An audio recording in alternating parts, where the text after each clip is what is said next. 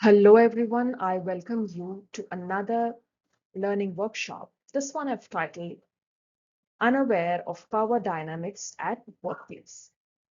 Through this session, I would like to bring to you a story and awareness about what really would unfold when we are unaware of the way power is distributed and the way power dynamics are working at our workplace. So let's see this through a story. Meet Mona, and I'm going to share this through the story of Mona. Mona is a senior lead. She holds more than 12 years of work experience, a very good performer, and quite proficient with her work. And here's Swati. She is Mona's boss, and as you can see on the screen, very obvious, Swati's attitude is quite dominating. She's short-tempered, aggressive, and of all the things, one of the most worst problem here is in comparison to Mona, Swati is experienced, but in her competence levels, in her proficiency with her work, she is very low. While Mona is a smart and an emerging leader who's very well versed with her work, very proficient. And how this unfolds, let's see to it in a minute from now. At present, the problem is when I coached Mona, she has been overlooked for a key project that could have actually accelerated her career. And this was the second time that she ended up missing this opportunity, despite her skills, despite her qualifications, and her proficiency, making her totally eligible for the role. And she is in a very dejected state at that point at which she actually came to me, and I kind of helped her, assisted her, coaching with a strategy to make her aware or using the right tools through which she could read through the power distribution at workspace.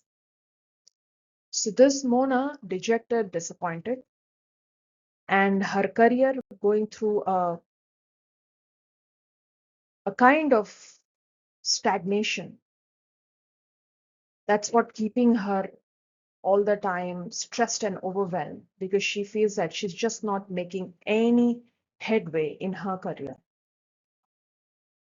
So before we understand the problem and get into the details of how I coached Mona find a way out of it, let's spend a minute here and understand the other key important person in this whole scenario. The picture you see, which is quite clear that this is Matthew, he's Swati's boss. Here's Swati, and this is Mona.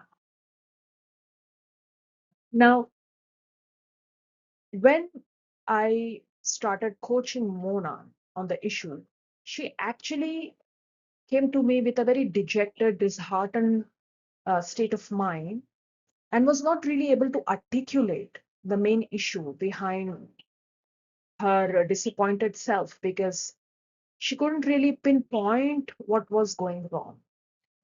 And from her lack of articulation, what I really understood was while Mona was disappointed because she was not promoted again this time, she had missed this opportunity for the second consecutive year. And we also now know about Swati, who's a bit a dominant kind of a leader, more on the wrong side than a supportive, collaborative supervisor. What Mona didn't pay really attention to, and I gave her a strategy that helped her do so, was to understand the power distribution. It oftentimes is a very, I should say, a quintessential, a typical scenario at workspace where we may, just like Mona, feel dejected, disappointed. Why is it that the system is not working? Or we keep blaming ourselves or our lack of inability, or maybe we try to look for reasons why we are just not making any headway in our workspace, while the real reasons are something else. In the case of Mona, when I gave her the, the very method to study, to exercise influence in her workspace, that something which she never did or attempted any time before. Next, I gave Mona to make, in fact, what you're seeing on your screen, I asked Mona to draw this for me. I said, Mona, you need to understand the power distribution. In your role, you have a set of authority. So does Swati, and so does Matthew. But there are some unspoken rules of these within the hierarchy. It is like air. We all can feel it, but none of us can see it. So you need to learn to read that. And when, through the tool that I shared with Mona, she was able to understand that, basis on the work she did, that Swati, who has been working in this organization for the past 8 years, was a reference from Matthews. Also, that Swati and Matthew knew each other outside the workspace and were related to each other. Also, that Matthew has recently joined in, but he was the one who referred Swati 8 years ago when she was getting hired into this organization, which Mona has just joined in the past 5 years old. So this information, which is a little difficult, little tricky, and may even seem a little not so important from a work's perspective, from a power distribution and influence perspective, it is key.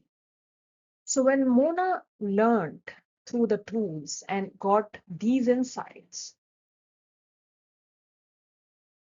she understood how the power is getting played around, who is able to influence whom. Regardless of how Mona is perceiving her own self, her own skills, her abilities, what she failed to do was getting a glimpse of how she's perceived by Swati, or for that matter, by Matthew. Because there were in the past several meetings where perhaps in her communication, not directly, but Mona has spoken about Swati before Matthew in a way not very pleasant or convincing. And together, when we put 1 plus 1, Mona now understood the indirect connection of Swati and Matthew and the role they were playing in her inability to move forward despite her proficiency, her skill sets, because she was not perceived the way she would always wanted to. And while she failed to understand the power dynamics, she kind of uh, remained stuck in this given organization, in this role, for an unnecessary 2 years. My work with Mona lasted for 3 months. We initially thought it would be 2 months, but it lasted for 3 months. And in that, while these new insights gave her the ability to learn and read between the lines, understand the unspoken power distribution, it also, in a way, helped her look inward, a plan she created with the next steps she wanted, a plan that answered a key question: what needs to change, specifically for Mona, if she wants her career not to stagnate and not to miss opportunities, rather to move ahead. She also learned what are some of the best ways to exercise influence at workspace. And I gave her a technique on this is a decision tool where, basis on all that she gathered, whether she would want to stay or leave this organization and work somewhere else. But this one was with a disclaimer that regardless of where we work, this power play, this power dynamics are prevalent everywhere. In small firms, there could be just around one or two people. In a larger set of group, it is way more tricky and complicated. So alongside the system we work in, or the performance appraisals, so to say, which are tools or systems in the organization to review our performance, that alone does not really count to for people to really excel or develop their career. Beyond this, there's an unspoken, unhidden rules.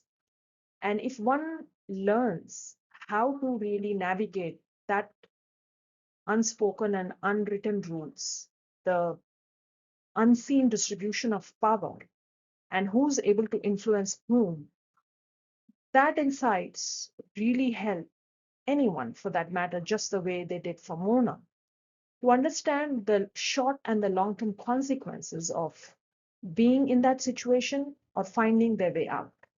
So, friends, if just like Mona, you feel you are kind of caught up in your career, you're an emerging woman here, and you feel you're not really making any headway and you need support, I leave my coordinates in the description box of this video, and I look forward to speaking with you shortly. Thank you.